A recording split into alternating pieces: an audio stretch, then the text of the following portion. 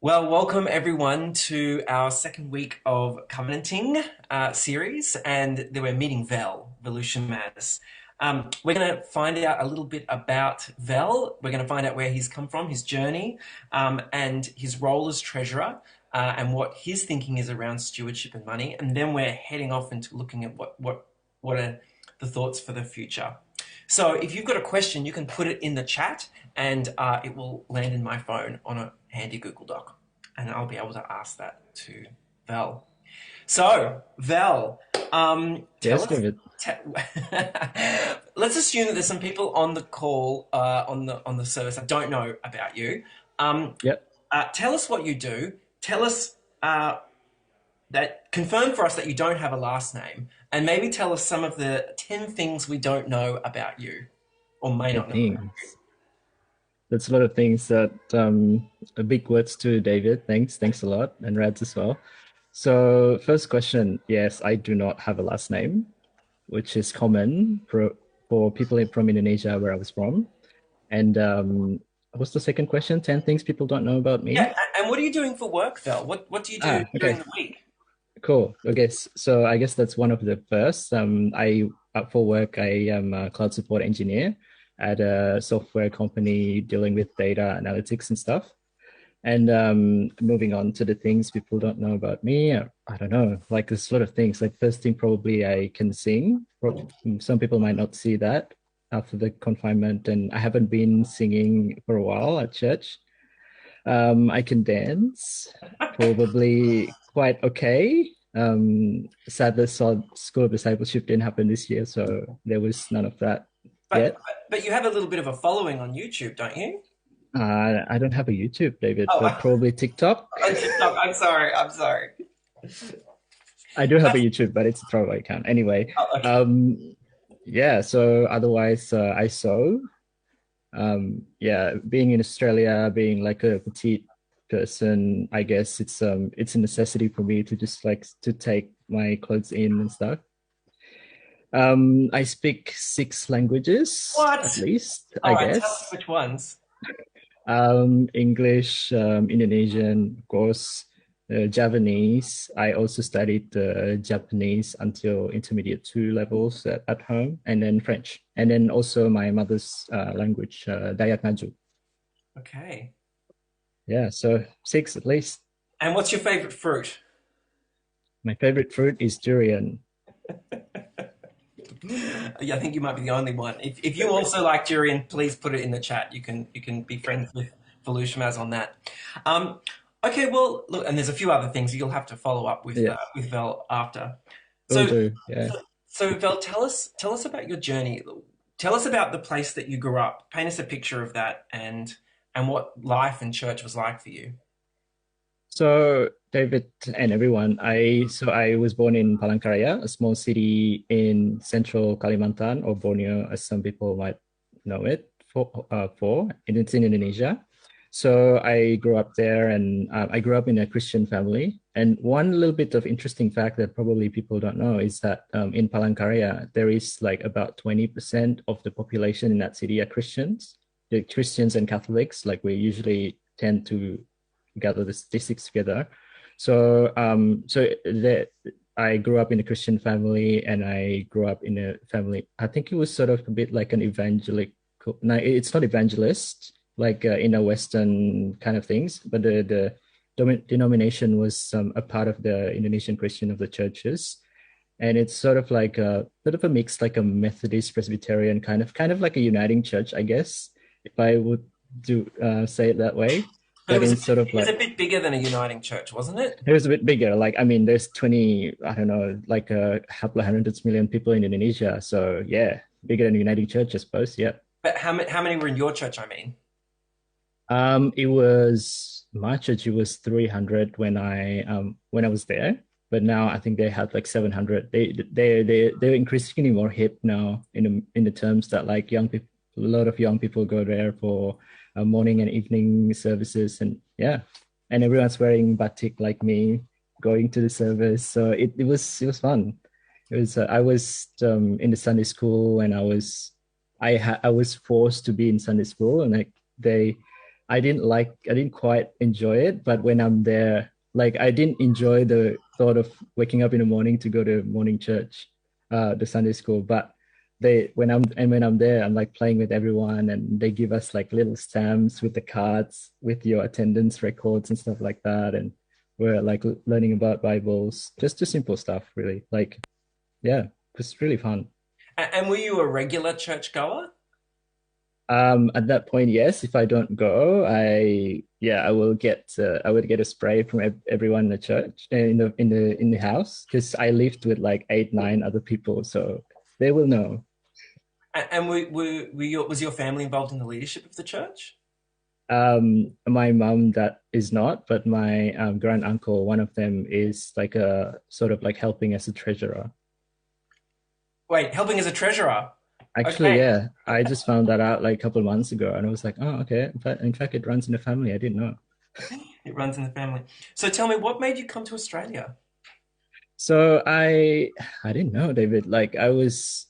I wanted to go to the States first because I know that like I tried to apply to MIT. I thought I was smart, but apparently it wasn't my luck at that time. But I found out I sort of like made a spreadsheet. Maybe it counts. This is why they picked me as a treasurer. Like I made a spreadsheet so like there are like pathways universities from my high school that I can apply to from the program. So UNSW was actually the first on the list in terms of engineering and stuff. So I applied for UNSW, came to Australia. So many of the people in the church have had, me included, have had a really difficult story of balancing out sexuality and faith. What's the thing that's inspired me about you, Vel, is that you're so open about your sexuality, and it's all singing, all dancing, all sewing, triple threat, Multi-talented. uber talented, multilingual. But yeah, it's tell us about what that was for you. What was that? What's been that journey like for you? I think one thing that is constant throughout my experience is that I have to um, not receive, but like I have to when I listen to some things, I have to consider like a different facets of it, like probably like a critical thinking, if you may, since when I was very small.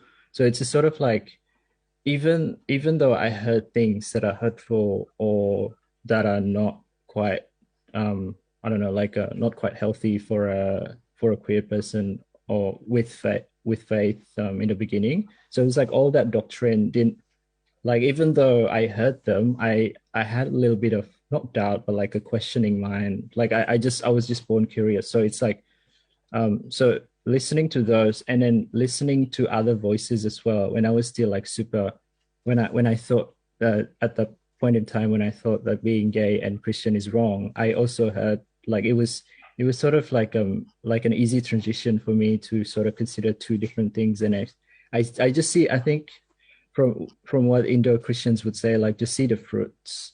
And then yeah, that's what sort of like okay, so like at Uniting, it was like a there was this different church and they were talking about theology and the Bible and sexuality and like finance and everything. Like when I joined the first time, it was sort of like, okay, so the fruits are people are, yeah, it's I think it's a difficult journey for sure. Like sleepless night, cries at nights, and I was just like praying, probably, yeah, like it was really hard, but I am just grateful for everyone, to be honest.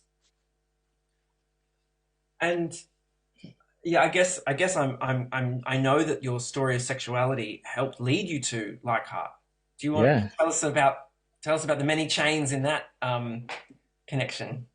Thanks to the internet, I would begin by so I was so during that journey, right, that we talked about before, I met Liam Webb actually. So I met Liam through some I don't know, I don't remember where I met Liam, but we had a little bit of chat. I remember we were going to Newtown, we were talking about Bible and theology and sort of stuff like that. And that's it. That this was in 2014, I think. And then we didn't talk a lot of time for a long time until I met Jonathan Rowe, and then through internet, through some like discussion boards, I suppose.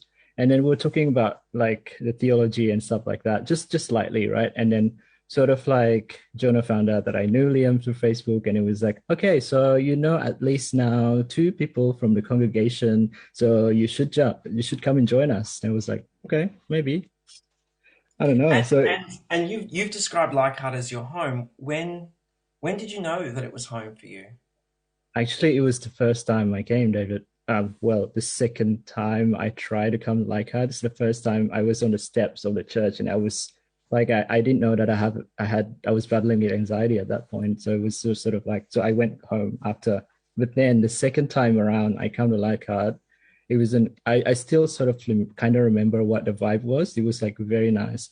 Song was like hymns. It was like we sang hymns when I was in Indonesia. So sort of like, oh, hymns, I love it. Like hymns are actually one of the things, hymns are actually one of the things that helped me through uni.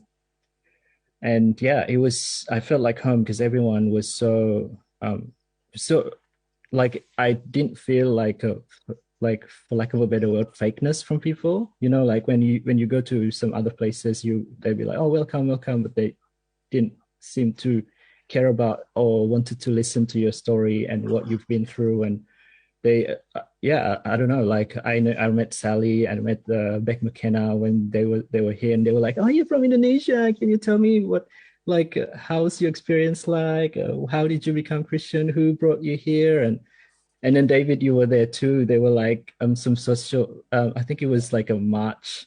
We were preparing for a march, and it was like, Velushomaz, you should join. And I was like, hey, I was invited and into the fray from the get-go. That's awesome. Well, I'm really glad that you did come back and didn't just run away on that first time forever.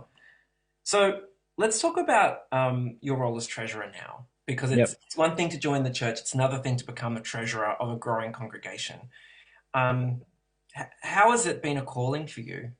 Tell us about Uh, that journey of yeah. becoming treasurer. Yeah, sure, sure. Becoming a treasurer was sort of um, I was identified by the council, I guess. That I didn't know how it went, but I was identified as one of the several people who can be like a good fit for the role. And then Froje Andrew Goodhill at that time was like gathering us together for some like briefings on like what the treasurer is, how's the finances in the church, and then how are things being run. And then so like he was ready to step out for the role, and then he gave that call out to everyone. And I was like, I don't know, at that point I was like, this is a challenge, I like the challenge, probably I could try. And then I applied for it, and apparently I got it. That's fantastic. You answered the call that was put out, and Andrew, if you're listening, we thank you out there. Thanks, Andrew. So you chose Leviticus, which I know makes, a lot of gay people go, "Whoa, oh well, we got Leviticus." But why did you Yeah, choose so that? Why did you choose that passage? I suspect it's got something to do with your theology of stewardship. look, I wasn't trained in theology or anything, but the part of the Leviticus 25, the year of Jubilee, that I like is that it's it's sort of like a hope of like a restoration within for the whole world.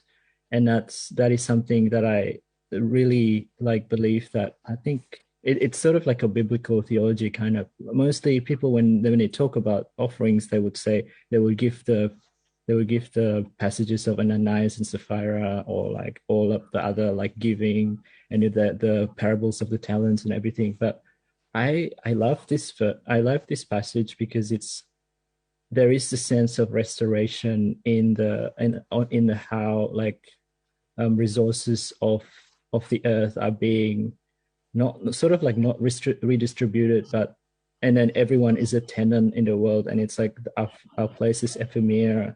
That kind of thinking. I might be doing an eisegesis for this, but yeah, it's my view. It's a beautiful view, and it actually reminds me of the Dacre Bible study that we had just a moment ago in terms of Uh transformational. The way that we interact with resources is yeah, transformational, not transactional.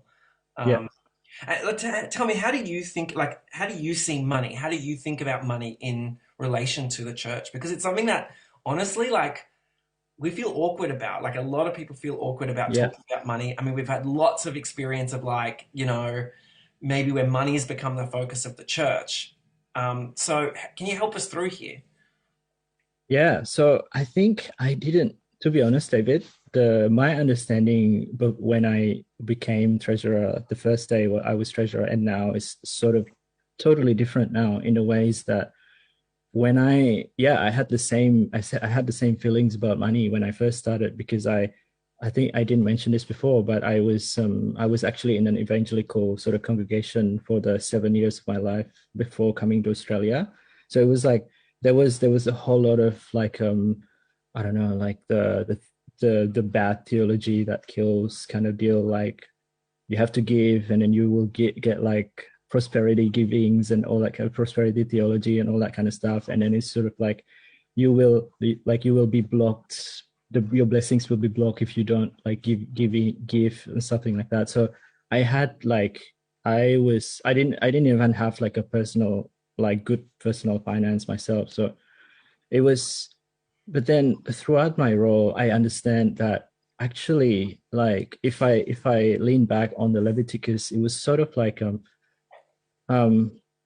I don't know, like it's, we have a lot of ministries, right? Like I love to work on things, not just the ones like I love going out to rallies, I love going out to like talks with people, I love to going out to minister or to sing or to dance or to go to a school of discipleship, like all of these things, like all of this ministry, all of our ministries, all of our um I guess like actions, all of our affirmative actions or justice, social justice actions and stuff like that. All of our activities actually, now that I understand it through going in through my role, and it's still going too, is that everything actually in this kind of world that we live in, everything still has to be funded somehow.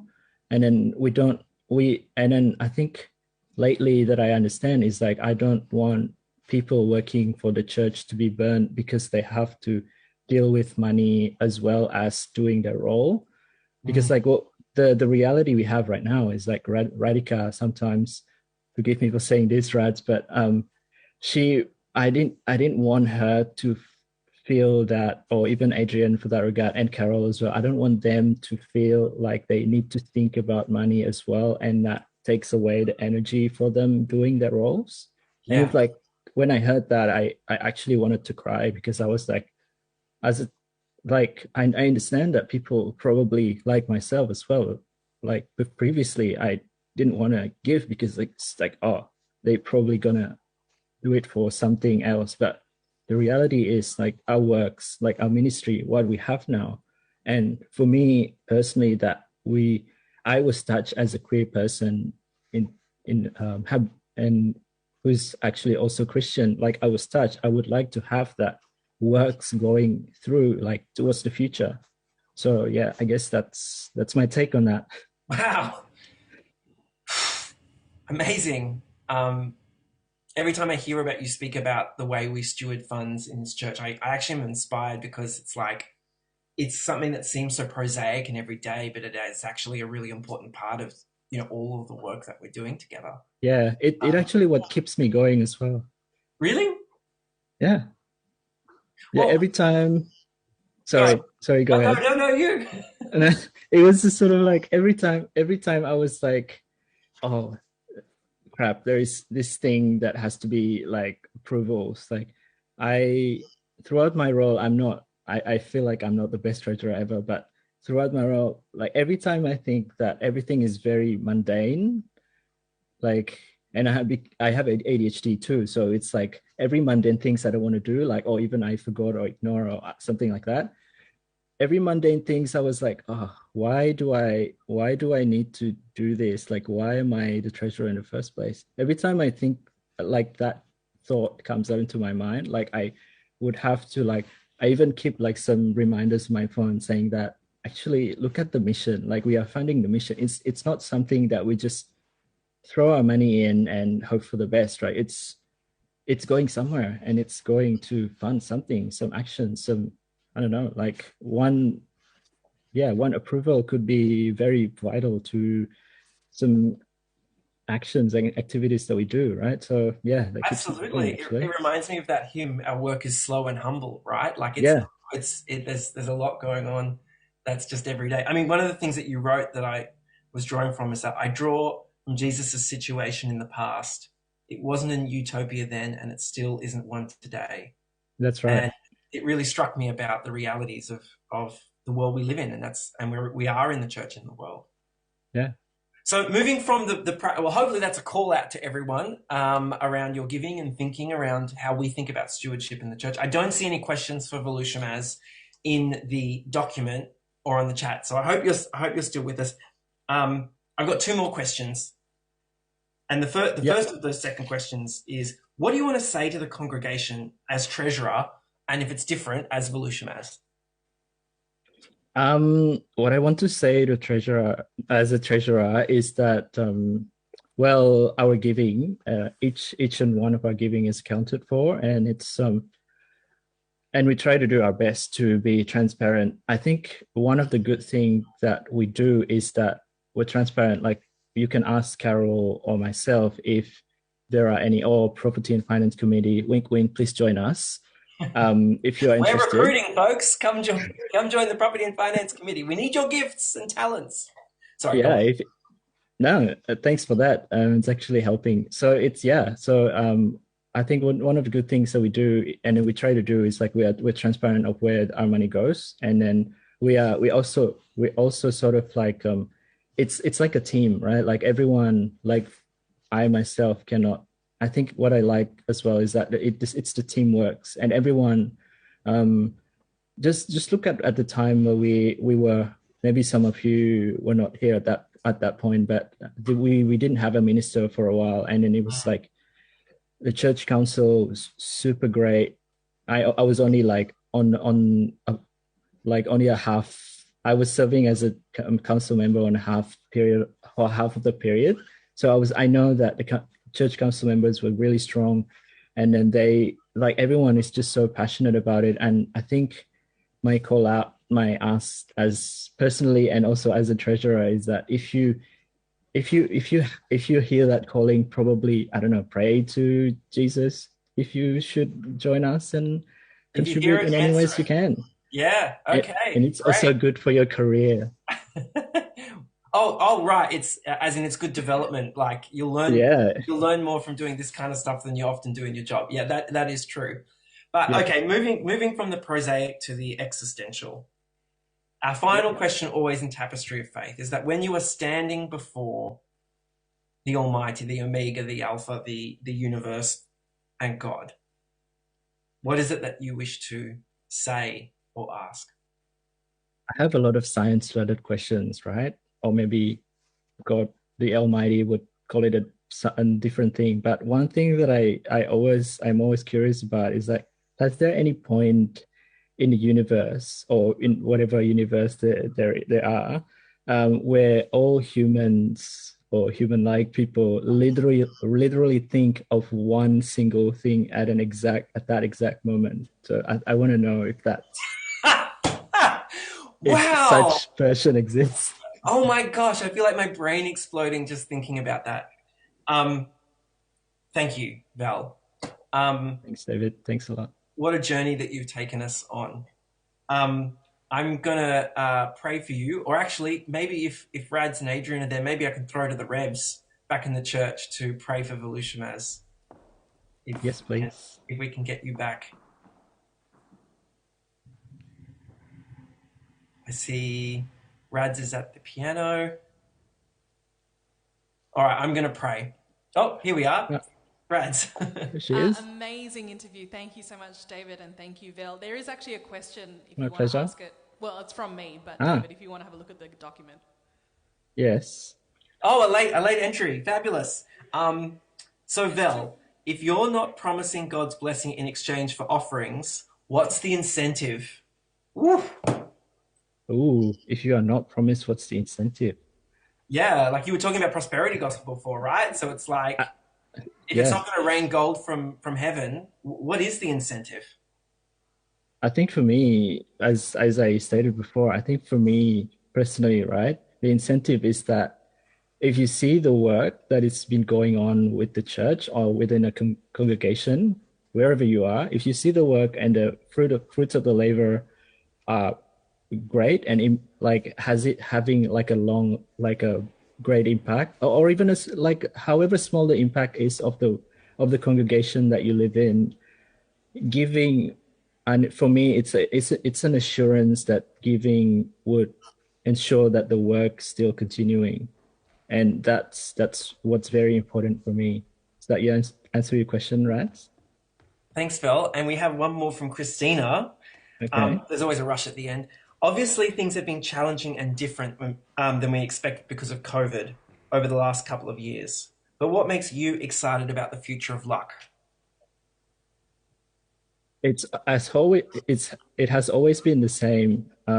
What I'm very excited about is that we would reach more people, and actually we see this already. Like we see a lot of new members coming in, we see a lot of new faces, we see a lot of like growth in people, and I hope that yeah, that will continue. And I'm very excited about that. Like it's always something that I'm very excited for. And I'm very excited, especially for singing. And because I miss singing live with Radhika and with the choir. Amen to that. Thank you, Val. And back Thank to you. you, Thank you Radhika, very to much. pray for Val. I'm gonna pray for you both, if that's okay. Friends, let's Yes, pray please. together. Wonderful God, we give thanks for Velushomaz's story, for the ways that you have weaved into Vel's life and the ways that Vel has weaved into ours. We give thanks for everything that you have created him to be, his many talents and gifts and skills, and for calling him forth to be our treasurer and to inspire and share his gifts in this way. We pray a blessing upon his ongoing work as he has oversight over our finances. And we give thanks for David as well as he continues to inspire us all as well as covenantal people. We give thanks for the ways our stories weave together to form a community in Christ. In your name, amen.